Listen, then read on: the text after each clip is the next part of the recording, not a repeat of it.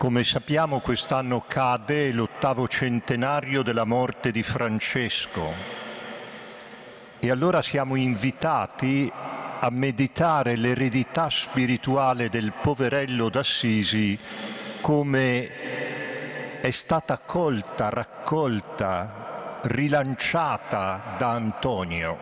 Cosa ha preso il giovane Fernando, poi Antonio, dal carisma francescano?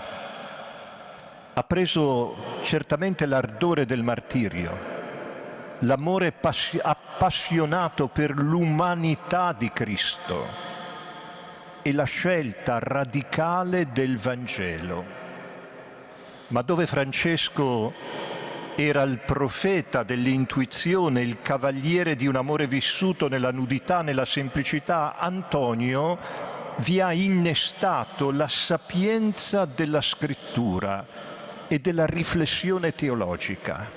È infatti noto come Francesco denominava Antonio, per indicare il suo sapere teologico, il mio vescovo. Vedeva in Antonio una teologia affidabile. Sì,